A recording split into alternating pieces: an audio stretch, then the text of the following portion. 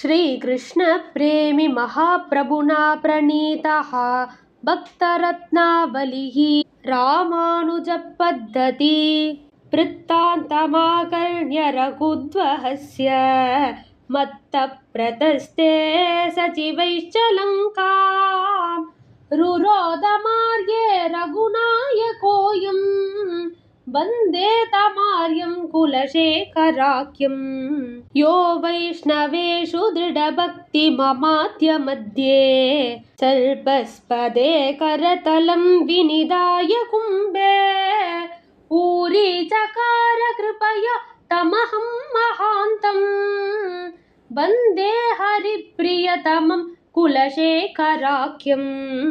यं देवदेवी वशगं स्वभक्तं श्रीरङ्गनाथः परिपादुकामः दौत्यं चकाराशु कृपानिधिस्तं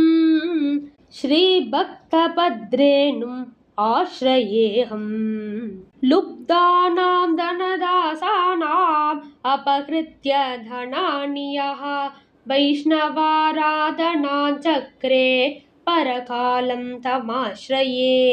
यश्चोलराजमभिवीक्ष्य हयादिरूढं मत्वा तमेव रघुनायकमिष्टदेवम् भक्त्यायुतः स विनयं शिरसा ववन्दे वन्दामहे तमिह नाथ मुनिं महान्तम् यो राघवेन्द्रविरहाकुल सर्वगात्रः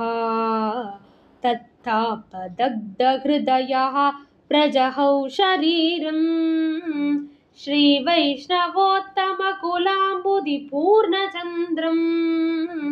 वन्दामहे तमिह नाथ मुनिं महान्तम् श्रीरङ्गराजमवलोक्य कृपासमुद्रम् निष्किञ्चनप्रियधनं जगतां शरण्यं तं चिन्तयंस्तदितरं च तृणाय मत्वा तत्याज राज्यमपि यामुनदेशिकेन्द्रः।